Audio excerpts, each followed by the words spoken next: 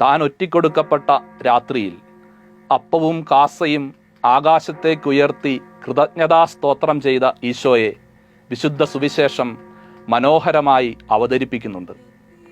മനുഷ്യകുലത്തിനു വേണ്ടി സ്വയം വിട്ടുകൊടുത്തവൻ തൻ്റെ ആത്മസംഘർഷങ്ങളുടെ ആ രാത്രിയിൽ ഗത്സമൻ തോട്ടത്തിൽ ചോര വിയർപ്പായൊഴുക്കി പ്രാർത്ഥിക്കുകയും ചെയ്യുന്നുണ്ട്.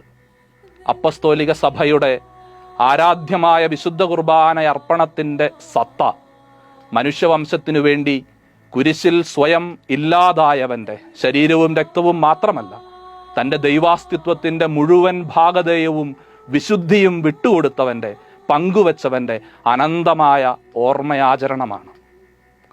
കരം കൊണ്ട് പകുത്ത അപ്പം ഇത് എൻ്റെ ശരീരമാണ് എന്നും കാസയിൽ പകർന്ന വീഞ്ഞ് ഇതെൻ്റെ രക്തമാണ് എന്നും പറഞ്ഞ് ശിഷ്യർക്ക് നീട്ടിയിട്ടാണ് അവൻ കൂട്ടിച്ചേർത്തത്, നിങ്ങൾ എൻ്റെ നാമത്തിൽ ഒരുമിച്ച് കൂടുമ്പോഴെല്ലാം എൻ്റെ ഓർമ്മയ്ക്കായി ഇത് ചെയ്യുവിൻ എന്ന്. അപ്പത്തിലും വീഞ്ഞിലും ക്രിസ്തുവിനെ കാണുന്ന, മിശിഹായെ സ്വീകരിക്കുന്ന, സ്വർഗത്തെ അനുഭവിക്കുന്ന ക്രിസ്ത്യാനിക്ക് വിശുദ്ധ കുർബാന ഒരിക്കലും മത്സരത്തിൻ്റെ വേദിയോ പകവീട്ടലിൻ്റെ സന്ദർഭമോ അല്ല.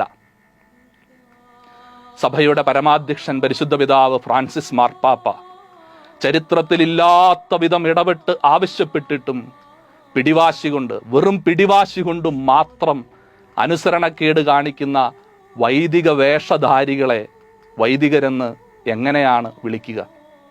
മേൽപ്പട്ടക്കാരൻ്റെ താമസ സ്ഥലത്തേക്ക് അതിക്രമിച്ച് കയറി തോന്നിയവാസങ്ങൾ ലൈവായി പബ്ലിഷ് ചെയ്ത് വൈദിക വസ്ത്രധാരികളായ ഒരു കൂട്ടം മനുഷ്യർ കാണിച്ച തോന്നിയവാസത്തിന് പ്രാർത്ഥന എന്ന് പേരിടാനാകുന്നത് എങ്ങനെയാണ്? തങ്ങളുടെ മേൽപ്പട്ടക്കാരെ മുഴുവനും ശിങ്കിടികളെ കൊണ്ട് തെറി വിളിപ്പിക്കുന്ന വൈദിക വസ്ത്രധാരികളായ മനുഷ്യരുടെ തന്നിഷ്ടങ്ങളെ നീതിയജ്ഞം എന്ന് വിളിക്കുന്നത് എങ്ങനെയാണ്? റോമിൻ്റെ പടയാളികൾക്ക് ഈശോയെ ഒറ്റിക്കൊടുത്തവൻ അവൻ്റെ ശിഷ്യരിൽ ഒരുവൻ തന്നെയായിരുന്നു. 30 വെള്ളിക്കാശിൻ്റെ തിളക്കവും കിലുക്കവും മോഹിപ്പിച്ചപ്പോൾ ഈശോയെ ഒറ്റിക്കൊടുക്കുന്നതിന് ന്യായീകരിക്കാനാവുന്ന കാരണങ്ങൾ അവൻ കണ്ടെത്തി. കളങ്കരഹിതനായ ക്രിസ്തുവിൻ്റെ കവിൾത്തടത്തിൽ മുത്തം വെച്ചുകൊണ്ട് ലോകത്തിലെ ഏറ്റവും ഹീനമായ സ്നേഹപ്രകടനം യൂദാസ് നടത്തി. തൻ്റേത് സ്നേഹമാണെന്നും താൻ ചെയ്യുന്നത് നീതിയാണെന്നും അവൻ തെറ്റിദ്ധരിച്ചു.